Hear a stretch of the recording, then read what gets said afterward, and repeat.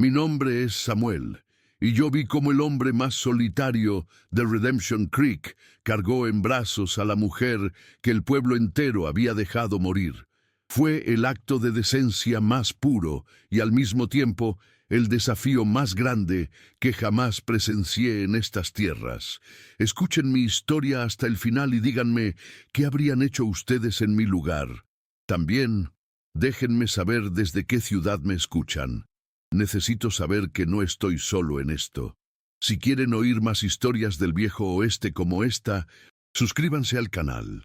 Corría el invierno de 1875, uno de los más crueles que Montana recordara. La nieve caía sin piedad, sepultando caminos y voluntades bajo un manto blanco y helado que parecía eterno. En Redemption Creek, el miedo era más frío que la ventisca. La nueva maestra, Elara Vance, había caído enferma con una fiebre que nadie entendía, pero que todos temían. La palabra contagio se susurraba en el emporio, en la iglesia, detrás de las ventanas empañadas por el aliento. En cuestión de días, la amabilidad que le habían mostrado a su llegada se congeló. La dejaron sola en la gélida habitación trasera de la escuela, con una jarra de agua y una pila de leña que se consumía tan rápido como su esperanza. El pueblo entero le había dado la espalda. Yo mismo vi cómo las puertas se cerraban a su paso cuando el doctor, un hombre viejo y asustado, declaró que no podía hacer más. Las familias que antes la invitaban a cenar ahora bajaban la mirada si uno mencionaba su nombre. El aire en Redemption Creek se volvió denso, cargado de un juicio silencioso y una cobardía compartida. La escuela, que debía ser el corazón del pueblo, se convirtió en una tumba de hielo, un monumento a nuestro fracaso como comunidad. Desde mi herrería, yo veía la chimenea de la escuela, cada vez con menos humo, y sentía una vergüenza que me quemaba por dentro. Pero, como los demás, no hice nada. El miedo nos había paralizado a todos. Fue entonces, en el crepúsculo del tercer día, cuando la ventisca aullaba como un lobo hambriento, que una figura emergió del bosque. Era Silas Blackwood, un hombre al que el pueblo trataba como a una bestia salvaje, un cazador viudo que vivía apartado del mundo desde que la guerra y la tragedia le habían arrancado el alma. No dijo una palabra a nadie. Su rostro, curtido por el viento y el dolor, no mostraba más que una determinación sombría. Caminó directamente hacia la escuela, con la nieve hasta las rodillas, y pateó la puerta atrancada por el hielo. Tolpo. Sonido retumbó en la calle silenciosa como un disparo, una acusación directa a nuestra conciencia dormida. Lo vimos desde nuestras ventanas, como cobardes. Silas entró en la oscuridad de la escuela y minutos después salió. No la llevaba a rastras, ni con prisa. La cargaba en sus brazos, envuelta en una enorme piel de oso que la protegía del viento cortante. Elara Vance parecía una muñeca rota, su cabeza apoyada en el pecho de él, delirando por la fiebre. Silas no miró a ninguna de nuestras casas. No nos dedicó ni una pizca de su desprecio. Con la misma calma con la que había llegado, se dio la vuelta y se adentró de nuevo en el bosque, desapareciendo en la cortina de nieve que caía. Llevaba a la maestra a su cabaña, al único lugar donde la decencia aún no se había congelado. Para entender al hombre que caminó a través de esa ventisca, hay que saber que Silas Blackwood no siempre fue la sombra que el pueblo conocía. Antes de que la amargura le tallara arrugas en el rostro, había un joven forjado en estas mismas montañas, un muchacho cuyos ojos reflejaban el azul profundo de los lagos de Montana y cuya risa, aunque rara, sonaba como el murmullo de un arroyo sobre las piedras. Nació con el don de entender la tierra, de leer sus secretos en el viento y en las huellas sobre la nieve. Sus manos, que ahora parecían hechas de corteza de árbol, aprendieron a ser firmes manejando un hacha y suaves al curar a un animal herido. Era un hombre completo, en paz con el mundo salvaje que lo rodeaba porque ese mundo era su único y verdadero hogar. No era un hombre de muchas palabras, ni siquiera entonces, pero su silencio no era vacío. Estaba lleno de observación, de una calma que inspiraba confianza. Fue esa calma la que atrajo a Sara, una joven que había llegado con su familia desde el este, con la esperanza de una nueva vida. No la cortejó con flores ni poemas, sino con gestos que valían más. Le construyó un estante para sus libros con la madera más lisa.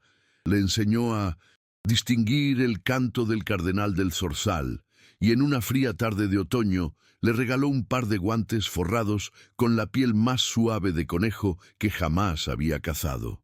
Su amor se construyó sobre la base sólida de la necesidad mutua y el respeto profundo, un refugio que ambos levantaron contra la dureza de la frontera. Su vida juntos en esa cabaña, la misma a la que ahora había llevado a Elara, era un tejido de pequeños momentos de felicidad.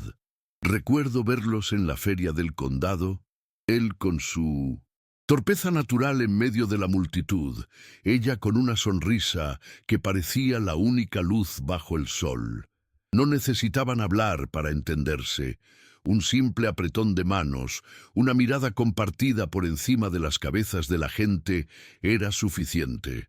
Fue para ella que Silas talló una pequeña cruz de madera de pino, un objeto tan simple pero tan lleno de devoción que Sara nunca se lo quitó del cuello. Era el símbolo de un pacto silencioso, una promesa de que, sin importar lo que la vida les arrojara, se enfrentarían a ello juntos, con la fe puesta el uno en el otro. Y la vida les arrojó la mayor de las bendiciones, una hija, a la que llamaron Ana. La llegada de la pequeña transformó la cabaña. El silencio de Silas ya no era solo de contemplación, sino también de asombro. Ver a ese hombretón, capaz de enfrentarse a un oso pardo, sostener a esa criatura diminuta con un cuidado casi reverencial, era presenciar un milagro. Le enseñó a su hija los nombres de las estrellas, a trenzar coronas con flores silvestres y a escuchar el latido del bosque. Por primera vez en su vida, el mundo de Silas no giraba en torno a la supervivencia, sino en torno a la creación de un futuro, un legado de amor y conocimiento que esperaba dejar en esas pequeñas manos. Luego vino la guerra. Silas no fue porque creyera en las banderas o en los discursos de los políticos. Fue porque creía que un hombre debía proteger su hogar, y en su mente simple, la guerra era una tormenta que amenazaba con arrasarlo todo. Regresó 2 años después, pero el hombre que volvió no era el mismo que se fue. Trajo consigo una quietud más profunda, más oscura. La luz en sus ojos se había atenuado, reemplazada por el recuerdo de horrores que nunca compartió con nadie. Había visto la crueldad de los hombres, su capacidad para destruirse unos a otros por nada, y esa visión le arrebató la fe en la sociedad que había comenzado a construir. Se refugió aún más en su familia y en el bosque, tratando de olvidar el estruendo de los cañones con el sonido del viento entre los pinos. Sara y Ana fueron su ancla, su única razón para no dejarse llevar por la corriente de amargura que lo amenazaba. Ellas eran la prueba de que la bondad todavía existía en el mundo, un pequeño rincón de calidez en medio de un universo frío e indiferente. Él trabajaba más duro que nunca, cazando y cortando leña, construyendo una fortaleza no de madera, sino de rutina y dedicación, para mantener a raya los fantasmas que lo acechaban en la oscuridad. Su silencio se hizo más denso, una muralla que solo su esposa e hija sabían cómo cruzar. Pero la crueldad del mundo no se limita a los campos de batalla. A veces llega en silencio, llevada por el aire helado del invierno. Fue una fiebre, la misma que ahora consumía a Elara, la que se coló en su cabaña sin hacer ruido. Primero atacó a la pequeña Ana. Silas luchó contra ella con todo lo que sabía, con las hierbas medicinales que le había enseñado su padre, con caldos calientes y noches en vela. Observó con una impotencia desgarradora cómo la vida se desvanecía de su pequeña flor, hasta que no quedó más que un silencio aterrador en la habitación que antes se llenaba de risas. La enterró en la tierra congelada, con las manos agrietadas y el alma rota en 1000 pedazos. Sara fue la siguiente. Debilitada por el dolor y el cuidado de su hija, no tuvo fuerzas para luchar. Silas repitió el ritual inútil, el mismo cuidado desesperado, sabiendo en el fondo de su corazón que estaba perdiendo la única batalla que realmente importaba. La vio debilitarse día a día, su mano cada vez más fría en la suya, hasta que una mañana la cruz de madera que él le había tallado reposó sobre un pecho que ya no respiraba. La enterró junto a su hija, bajo un cielo gris y despiadado que no derramó ni una sola lágrima por su pérdida. Ese día, Silas Blackwood no solo enterró a su familia, enterró también al hombre que una vez fue. Fue entonces cuando el silencio se apoderó de él por completo. Vendió lo poco que tenía en el pueblo, guardó la cruz de su esposa y un mechón del cabello de su hija en una pequeña caja de madera y se adentró en el bosque para no volver. Se convirtió en el ermitaño, el hombre del que los niños susurraban historias de miedo. La gente de Redemption Creek lo veía como una figura salvaje, un hombre que había renunciado al mundo. Pero no era renuncia, era penitencia. Cada día que pasaba solo en esa cabaña vacía era un recordatorio de su fracaso, de su incapacidad para proteger a quienes más amaba. El bosque ya no era su hogar, sino su exilio autoimpuesto. Su corazón, antes lleno de un amor tranquilo, se convirtió en una fortaleza de hielo, impenetrable y fría. Evitaba el contacto humano no por odio, sino porque cada rostro, cada risa, cada signo de vida era una daga en su herida abierta. El pueblo, con su juicio fácil y su memoria corta, lo etiquetó como un hombre peligroso, un alma perdida. No entendían que su aislamiento no era una amenaza para ellos, sino una forma de protegerse a sí mismo del dolor insoportable de recordar. Vivía con los fantasmas de un amor perdido, en una conversación silenciosa con dos almas que solo existían en su memoria. Por eso, cuando Silas Blackwood irrumpió en esa escuela, no estaba simplemente rescatando a una maestra enferma, estaba desafiando a los mismos fantasmas que lo habían atormentado durante años. Cada paso que daba a través de la nieve con el ara en brazos era un paso en contra de su propio exilio. Al llevarla a su cabaña, no solo le ofrecía un refugio a ella, sino que también permitía que la vida, con toda su fragilidad y su riesgo, volviera a cruzar el umbral de su soledad. Era un acto de decencia, sí, pero también era un acto de una valentía desesperada. En el rostro febril de Elara, en su vulnerabilidad, Silas no veía a una extraña. Veía un eco de su pasado, una segunda oportunidad terriblemente dolorosa de enfrentar la misma batalla que ya había perdido 2 veces. La fiebre que la consumía era la misma sombra que había oscurecido su mundo. Cuidarla no era una simple elección, era una compulsión, una necesidad de reescribir el final de la historia más triste de su vida. No sabía si podría salvarla, pero sabía, con una certeza que le helaba los huesos, que no podía soportar volver a ver a la muerte ganar en su propia casa. El contraste entre el pasado y el presente era una tortura silenciosa. Las manos que una vez acunaron a su hija ahora cambiaban los paños fríos en la frente de Elara. La voz que una vez leyó cuentos a su esposa ahora permanecía en silencio, temiendo pronunciar una palabra que pudiera romper el frágil equilibrio de su control. Cada gesto de cuidado era una repetición, un recordatorio de su pérdida. La cabaña, que había sido un santuario de amor y luego una tumba de recuerdos, se convirtió de repente en un campo de batalla donde su dolor y su deber luchaban por el control de su alma. La presencia de Elara era a la vez un bálsamo y un veneno. Él Simple hecho de tener otra respiración en la cabaña rompía el hechizo de la soledad, pero también despertaba recuerdos que había luchado por enterrar. Al atizar el fuego para mantenerla caliente, recordaba las noches que pasó junto a Sara, compartiendo historias en voz baja. Al prepararle un caldo, recordaba la última comida que su hija había podido tomar. Cada acción estaba impregnada del peso de lo que había perdido, haciendo de su acto de compasión una prueba de resistencia emocional casi insoportable. Y así, el cazador solitario se convirtió en un enfermero, movido por un instinto más profundo que la simple caridad. Lo que el pueblo de Redemption Creek vio como un acto extraño y desafiante de un hombre salvaje, era en realidad el intento desesperado de un corazón roto por encontrar la redención. No buscaba el perdón de Dios ni el de la comunidad.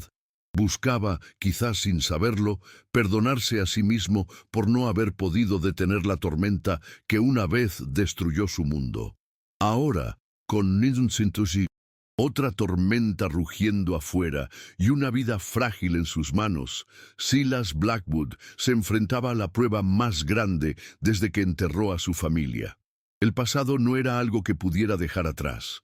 Estaba vivo en las paredes de esa cabaña, en el olor del humo de la leña y en el rostro pálido de la mujer que dormía bajo su techo. Y mientras la cuidaba en silencio, una pregunta silenciosa flotaba en el aire denso de la habitación. ¿Sería esta la vez que podría ahuyentar a la muerte? ¿O estaba condenado a revivir su mayor fracaso una vez más? A medida que la nieve comenzaba a ceder, revelando parches de tierra oscura y prometiendo una primavera que parecía imposible, la atmósfera dentro de la cabaña de Silas cambió. La urgencia de la supervivencia fue reemplazada por una quietud incómoda, un silencio que ya no era de cuidado concentrado, sino de incertidumbre. El ara recuperaba sus fuerzas día a día, y con cada onza de salud que ganaba, crecía una barrera invisible entre ellos. Ya no eran un rescatador y una víctima, sino un hombre y una mujer compartiendo un techo bajo la mirada condenatoria de todo un pueblo. Y ese nuevo peso era más sofocante que la ventisca. La convivencia forzada por la tormenta se convertía ahora en una elección silenciosa, y ninguno de los dos sabía cómo dar el primer paso en ninguna dirección, ya fuera para acercarse o para separarse. La primera grieta en su aislamiento llegó con la figura sombría del reverendo Miller, quien se abrió paso a través de la nieve derretida un domingo por la tarde. No vino con una canasta de comida ni con palabras de consuelo. Su visita fue una advertencia envuelta en un sermón. Se paró en la puerta, negándose a entrar, y habló de la reputación, del decoro y del alma inmortal. Sus ojos no se posaron en el ara, quien escuchaba desde el interior, sino que se clavaron en Silas con un juicio frío. Habló del escándalo, de la necesidad de que la señorita Vance regresara a la civilización y se pusiera bajo la protección de Mindlesey, la iglesia, para limpiar su nombre. No era una oferta de ayuda, era una orden, una reafirmación del poder del pueblo sobre las vidas individuales, un recordatorio de que su refugio era temporal y frágil. Silas escuchó sin mover un músculo. Su cuerpo como una roca contra la que las palabras del reverendo se rompían inútilmente. No ofreció una defensa, ni una explicación. Solo asintió una vez, con una lentitud que era más desafiante que cualquier grito, y cerró la puerta con suavidad. Pero el veneno ya había sido inoculado. El ara, que había presenciado la escena desde la sombra, sintió una oleada de vergüenza tan intensa que casi la hizo tambalearse. No era solo una mujer enferma a la que él había salvado, era una carga, una mancha en la existencia ya solitaria de un hombre que no le debía nada. La bondad de Silas la había salvado de la fiebre, pero ahora la estaba condenando al mismo tipo de exilio que él sufría. Con su creciente fuerza física, creció también su desesperación por no ser un fardo. Intentaba ayudar en la cabaña con gestos pequeños que a menudo terminaban en fracaso. Un día, mientras Silas estaba revisando sus trampas, ella intentó fregar el suelo de madera, un acto simple de domesticidad para reclamar un poco de su propia valía. Pero sus manos aún temblaban, y a mitad de la tarea se encontró sin aliento, apoyada contra la pared, la debilidad inundándola como una marea helada. Era una prisionera no solo de la cabaña, sino de su propio cuerpo convaleciente. Cada intento fallido de contribuir era un recordatorio de su dependencia, una espina en su orgullo que se clavaba más profundamente cada día. Silas, por su parte, se retiraba a medida que ella avanzaba. Verla moverse por la cabaña, pálida pero decidida, con el color volviendo lentamente a sus mejillas, era una tortura silenciosa. Cada signo de su recuperación era un eco fantasmal del declive de su esposa. Recordaba haber observado a Sara, debilitada por la misma fiebre, tratando de mantener una apariencia de normalidad hasta el final. La resiliencia de Elara no le traía alivio, sino un dolor agudo y familiar.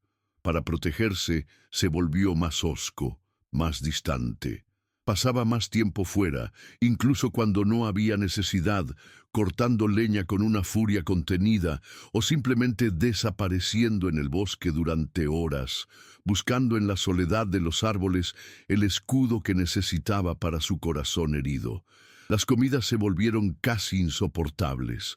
Se sentaban en la pequeña mesa, el crepitar del fuego como un tercer comensal, el único que hacía ruido. El silencio entre ellos se había vuelto denso, lleno de todo lo que no se decía. Ya no era el silencio cómodo de dos personas trabajando juntas para sobrevivir, sino la quietud tensa de dos extraños que sabían demasiado y, a la vez, nada el uno del otro. Elara sentía el peso de las preguntas que no se atrevía a hacer, y Silas estaba amurallado tras el dolor que no podía compartir. Un abismo se abría entre ellos, justo allí, sobre la superficie gastada de la mesa de pino. Una noche, Elara juntó el coraje para hablar. Quería darle las gracias, no solo por haberle salvado la vida, sino por la decencia que le había mostrado cuando nadie más lo hizo. Comenzó con una voz temblorosa. «Silas, yo...» Pero él la interrumpió sin levantar la vista de su plato. «Coma», dijo con una voz áspera, una orden, no una sugerencia. «Necesita recuperar sus fuerzas». No fue un acto de crueldad, sino de autoprotección. Hablar de gratitud era hablar de deudas, de sentimientos, de conexión, y él no podía permitirse nada de eso. La puerta que ella intentó abrir se cerró de golpe, dejándola sola de nuevo con sus palabras no dichas. El pequeño libro de poemas de Elara, que había sido una fuente de consuelo durante su enfermedad, ahora yacía intacto sobre la repisa de la chimenea. Una tarde, mientras ella descansaba, Silas lo tomó. Sus dedos callosos, acostumbrados a la piel de los animales y a la corteza de los árboles, rozaron con torpeza la cubierta de cuero gastado. Lo sostuvo por un momento, como si sopesara no solo el libro, sino todo el mundo que representaba. Un mundo de educación, de sentimientos expresados con palabras hermosas, un mundo que le era completamente ajeno. Pero no lo abrió. Lo devolvió a su lugar con una finalidad que a Elara, que lo observaba en secreto, le pareció un rechazo, otra oportunidad de conexión perdida en el silencio. Sus miradas a veces se cruzaban por accidente. Él, al entrar con un brazo lleno de leña. Ella, al levantar la vista de la costura. Por una fracción de segundo, la máscara de indiferencia de él vacilaba, y en sus ojos ella creía ver algo más, una profundidad de tristeza que la dejaba sin aliento. Pero tan rápido como aparecía, se desvanecía. Él era siempre el primero en apartar la vista, en volver a su tarea, dejando a Elara con la sensación de haber vislumbrado un paisaje vasto y desolado que nunca se le permitiría explorar. Cada mirada desviada era un pequeño portazo, un refuerzo de los muros que él mantenía tan celosamente. La primavera finalmente comenzó a afirmarse, y con ella el mundo exterior se inmiscuyó con más frecuencia. Un día, un trampero que pasaba por el linde del bosque vio a Silas, y en lugar de devolverle el saludo con la cabeza, como era costumbre en la frontera, simplemente desvió la mirada y apuró el paso. El ostracismo ya no era una amenaza susurrada por el reverendo. Era una realidad tangible. El acto de decencia de Silas le había costado su ya precario lugar en la periferia de la sociedad. Ahora estaba completamente marcado, no solo como el ermitaño del bosque, sino como el hombre que había acogido el problema del pueblo. La prueba más dolorosa de este exilio llegó a través de la pequeña Lily. La niña, una de las alumnas más brillantes de Elara, se había escapado de su casa y había caminado hasta el borde del bosque, llevando una sola flor silvestre, la primera que había visto brotar de la nieve. Para la señorita Vance, le dijo a Silas, ofreciéndola con su manita temblorosa. Pero antes de que él pudiera tomarla, la madre de Lily apareció. La agarró del brazo con brusquedad y se la llevó casi a rastras, lanzándole a Silas una mirada de puro terror y desprecio. La pequeña flor cayó al suelo, un punto de color pisoteado en el barro. Elara lo vio todo desde la ventana de la cabaña. El corazón se le encogió hasta convertirse en un nudo doloroso. No solo la habían abandonado cuando estaba enferma, ahora la veían como una contaminación, una amenaza de la que había que proteger a los niños. La inocencia de Lily y la reacción visceral de su madre le mostraron la profundidad del abismo que la separaba de la vida que había venido a construir. Había viajado al oeste buscando un propósito, y en su lugar se había convertido en un paria, arrastrando al único hombre que la había ayudado a su mismo destino. La cabaña, que al principio le había parecido un refugio, comenzó a sentirse como una jaula. Con su salud casi restaurada, la inactividad y la tensión silenciosa la consumían. Empezó a observar los detalles del lugar con una nueva claridad. Notó la ausencia total de cualquier toque femenino, la forma en que cada objeto tenía un propósito práctico y austero. Era el espacio de un hombre, sí, pero más que eso, era un lugar vaciado de vida, un eco de una ausencia que ella no podía nombrar, pero que sentía en la quietud de las paredes. Su curiosidad la llevó a notar cosas que antes había pasado por alto. Unas pequeñas muescas en el marco de una puerta, demasiado bajas para marcar la altura de un adulto. Un parche de madera más claro en el suelo junto a la chimenea, como si algo, quizás una mecedora o una cuna, hubiera estado allí durante mucho tiempo, protegiendo la madera del desgaste. Eran pistas silenciosas de una vida anterior, de una historia que precedía a su llegada. Estos descubrimientos no hicieron más que profundizar el misterio de Silas Blackwood, haciendo su silencio aún más pesado y significativo. A medida que Elara se fortalecía, Silas se volvía más espectral. Su estrategia para lidiar con la situación era la única que conocía: la retirada. Prolongaba sus cacerías, a veces pasando una noche entera a la intemperie sin necesidad. Creaba una distancia física para compensar la proximidad forzada dentro de la cabaña. Era una danza extraña y dolorosa. Cuanto más capaz era ella de valerse por sí misma, más se alejaba él, como si su recuperación fuera la señal para que él reconstruyera los muros que la presencia de ella había comenzado a erosionar. Finalmente, una mañana clara y fría, Elara supo que no podía seguir así. No era justo para él. La primavera había llegado, y con ella la posibilidad de seguir adelante. Mientras él estaba fuera revisando el perímetro de su propiedad, ella tomó una decisión. Con manos firmes, dobló la manta que había usado, alació su vestido lo mejor que pudo y reunió sus pocas pertenencias en un pequeño bulto. Su libro de poemas fue lo último que guardó. No sabía a dónde iría, pero sabía que tenía que irse. Quedarse solo prolongaría la agonía y solidificaría el estatus de Silas como un paria. Su partida sería el único pago que podría ofrecerle por su amabilidad. Cuando Silas regresó, la encontró de pie junto a la puerta con su pequeño bulto en la mano. No se dijeron una palabra. El aire se cargó de una tensión eléctrica. Él miró el bulto, luego la miró a ella, y por primera vez su rostro fue una página abierta. En sus ojos no había ira ni alivio, sino una desolación tan profunda que a Elara le cortó la respiración. Vio el pánico de un hombre que se enfrenta a una pérdida que ya conoce demasiado bien. Él había luchado contra la muerte para mantenerla en esa cabaña, y ahora ella estaba a punto de marcharse por su propia voluntad. Ese momento lo cambió todo. Silas se dio cuenta de que su silencio, su distancia, su intento de protegerse del dolor, la habían empujado hacia la puerta.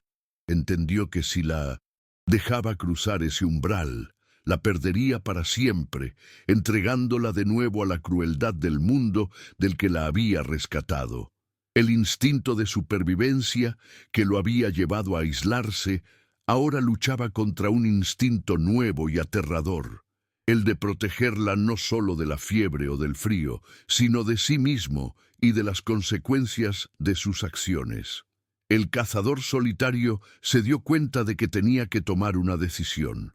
Podía dejarla ir y volver a su vacío seguro, o podía arriesgarlo todo y, por primera vez en años, luchar por mantener a alguien a su lado. Fue en una de esas mañanas en que la luz de la primavera luchaba por entrar por la única ventana de la cabaña, que Elara sintió que el aire se había vuelto demasiado denso para respirar. La quietud ya no era pacífica, era una forma de asfixia. Silas estaba fuera, como casi siempre, buscando en el bosque una excusa para no estar dentro, y ella se encontró deambulando por el pequeño espacio, tocando la superficie áspera de las paredes, de troncos, como si leyera una historia en braille. No buscaba escapar de la cabaña, sino entenderla, encontrar su lugar en el silencio que la gobernaba. Necesitaba hacer algo, cualquier cosa, que no fuera simplemente esperar. Su recuperación física le había devuelto el cuerpo, pero su espíritu se sentía como un huésped no deseado, flotando en un limbo de gratitud y culpa. Con una determinación repentina, comenzó a limpiar. No era una tarea que Silas le hubiera pedido, ni siquiera una que la cabaña necesitara desesperadamente. Era un acto de reclamo. Quería imponer un poco de su propio orden, dejar una marca, por pequeña que fuera, que dijera: «Yo estuve aquí», y no solo como una sombra. Comenzó con el suelo, barriendo la tierra y las agujas de pino con una escoba improvisada. Luego, con un paño húmedo, se dedicó a limpiar el polvo acumulado en los rincones olvidados, en los estantes donde solo se apilaban herramientas y trampas. El movimiento la anclaba al presente, cada gesto una pequeña rebelión contra la pasividad a la que la enfermedad y la convalecencia la habían sometido. Fue mientras limpiaba debajo del catre de Silas, un simple marco de madera con un colchón de paja, que sus dedos rozaron algo sólido y liso. Se agachó, apartando una vieja piel de ciervo que cubría el suelo, y la vio. Era una caja de madera de pino, pequeña y sin adornos, oscurecida por el tiempo pero claramente cuidada. No estaba escondida con esmero, pero sí colocada fuera de la vista, en un lugar que no invitaba a la curiosidad. Elara se quedó inmóvil, con la mano suspendida en el aire. Sabía, con una certeza que le helaba la sangre, que ese objeto no era una simple caja de almacenamiento. Contenía algo sagrado, el epicentro del dolor silencioso que emanaba de aquel hombre, como el frío emana del hielo.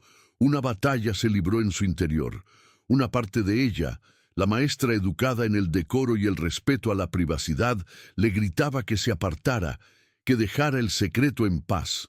Pero otra voz, más profunda y compasiva, le susurró que la verdad era la única llave que podría abrir la prisión en la que ambos vivían. Su relación se había construido sobre la base de una crisis, pero para seguir adelante necesitaba cimientos más sólidos que la simple deuda de una vida salvada. Sentía que no podía pagarle a Silas con ignorancia. Entender su dolor era la única forma de honrar verdaderamente el sacrificio que él había hecho por ella. Un sacrificio cuyo costo total apenas comenzaba a imaginar. Con el corazón latiéndole en la garganta, levantó la caja y la llevó hacia la luz. Sus manos temblaban mientras la colocaba sobre la pequeña mesa. El cierre no era más que un simple gancho de metal. Lo deshizo con cuidado, como si temiera que un movimiento brusco pudiera romper algo más que la madera. Levantó la tapa. El interior estaba forrado con un trozo de tela de algodón descolorida. Sobre ella reposaban dos objetos. El primero era una cruz de madera toscamente tallada, pero pulida por el roce constante de unos dedos. El segundo, junto a la cruz, le robó el aliento. Era un pequeño mechón de cabello rubio, fino como la seda, atado con una cinta azul pálido que casi había perdido todo su color. Cabello de niño. En ese instante, el silencio de la cabaña se llenó de respuestas. La verdad cayó sobre ella, no como una revelación, sino como un peso aplastante. Comprendió. Comprendió su urgencia en la ventisca, su cuidado casi febril mientras ella deliraba, y su posterior, retirada a medida que recuperaba la salud. No la había estado cuidando a ella, a Elara Vance. Había estado luchando contra los fantasmas de una batalla que ya había perdido. Cada paño frío que le ponía en la frente, cada cucharada de caldo que la obligaba a tomar, había sido una repetición desesperada, un intento de reescribir un final que ya estaba grabado en su alma con el ácido del dolor más profundo. Estaba tan absorta en su descubrimiento que no lo oyó regresar. La puerta se abrió y se cerró con su sigilo habitual, pero cuando Elara levantó la vista, él estaba allí, inmóvil, a solo unos pasos. Su mirada no se dirigió a ella, sino a la caja abierta sobre la mesa. El tiempo pareció detenerse. La máscara de indiferencia que Silas llevaba como una segunda piel se resquebrajó, y por primera vez Elara vio al hombre que había debajo, un hombre devastado, expuesto y terriblemente vulnerable.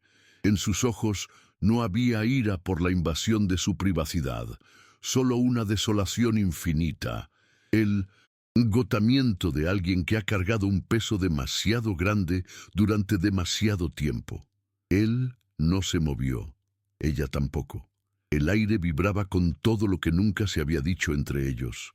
Podría haberle pedido perdón, haber intentado explicar su intromisión, pero sabía que las palabras serían inútiles, incluso insultantes. Él no la veía como una intrusa, sino como un testigo del santuario secreto que había guardado en el corazón de su soledad. El silencio se estiró hasta volverse casi sólido, un muro que amenazaba con separarlos para siempre, o quizás un puente que finalmente podrían cruzar juntos. La elección de la primera palabra recaía sobre ella, y sabía que esa palabra podría reconstruirlo o destrozarlo por completo. Apartó la vista de sus ojos y la posó de nuevo en el mechón de cabello, tan frágil y lleno de una vida pasada. No hizo una pregunta que exigiera una historia de dolor, como ¿qué pasó? En su lugar, formuló una pregunta que honraba una existencia, que reconocía a una persona, no a una tragedia. Su voz fue apenas un susurro, temeroso de romper la frágil atmósfera que los envolvía. ¿Cómo se llamaba?, preguntó, refiriéndose a la dueña de aquel cabello. No invadía, ofrecía un espacio para el recuerdo. La pregunta pareció romperle la columna vertebral. Silas se dejó caer en el banco junto a la puerta, su cuerpo enorme de repente encogido. Se pasó una mano por la cara, un gesto de agotamiento absoluto. Sus ojos no la miraban, sino que estaban fijos en un punto invisible del suelo de madera. Cuando habló, su voz era un murmullo ronco, un sonido que parecía surgir de las profundidades de la tierra. «Ana», dijo, y después de una pausa que pareció durar una eternidad, añadió, «¿Y su madre, Sara?» No le contó la historia completa, no con todos los detalles, no era necesario. Le dio fragmentos, piezas rotas de un recuerdo que aún sangraba. «La misma fiebre», dijo, y esas 3 palabras lo explicaron todo. «Aquí mismo, en esta cama». Su mirada se desvió hacia el catre donde Elara había pasado las peores noches de su enfermedad. «No pude hacer nada, solo mirar». No había autocompasión en su voz, solo la cruda y desnuda verdad de su impotencia. Contó cómo la fiebre se había llevado primero a su hija, una pequeña flor arrancada demasiado pronto, y luego a su esposa, que se rindió al dolor y a la enfermedad poco después. Elara escuchó sin interrumpir, sin moverse. Las lágrimas corrían por sus mejillas, pero no hizo ningún sonido. No eran lágrimas de pena por ella misma, sino de una empatía tan profunda que se sentía como su propio dolor. La cabaña, que había sido su refugio, se reveló como lo que realmente era, un mausoleo. Cada objeto, cada rincón, estaba impregnado de su pérdida. El silencio de Silas ya no era hosco o intimidante, era un monumento a 2 voces que ya no estaban. El hombre que la había salvado no era un salvaje, sino un guardián de tumbas. Cuando él terminó de hablar, o simplemente cuando ya no le quedaron más palabras, un nuevo tipo de silencio llenó la habitación. No era el silencio tenso de 2 extraños, ni el vacío de la soledad. Era un silencio compartido, pesado pero extrañamente reconfortante. Elara se levantó lentamente, se acercó y con un gesto que surgió de un impulso irrefrenable, colocó su mano sobre el antebrazo de él. Fue el primer contacto físico entre ellos que no estaba dictado por la necesidad o la emergencia. Fue un simple toque de piel contra piel, un reconocimiento silencioso de que su dolor ahora era visto y compartido.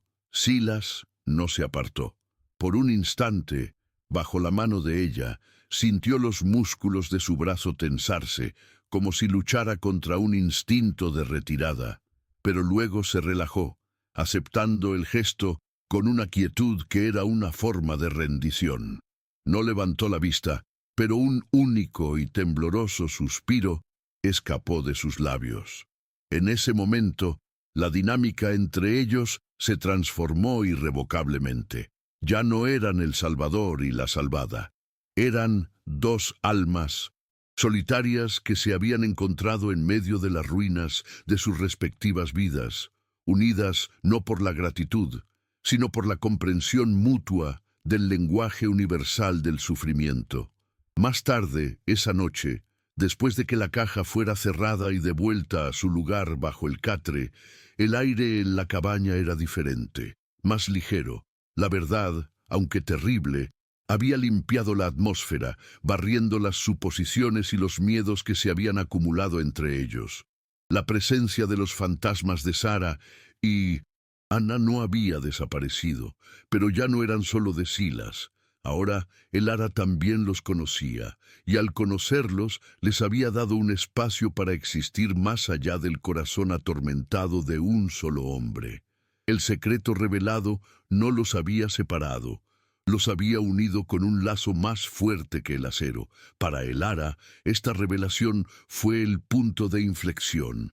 Entendió que su partida ya no era una opción, al menos no de la manera en que la había planeado. Dejarlo ahora no sería un acto de liberación para él, sino la confirmación final de su tragedia personal, la prueba de que estaba condenado a perder a cualquiera que entrara en su vida. Su gratitud se transformó en un feroz sentido de la lealtad.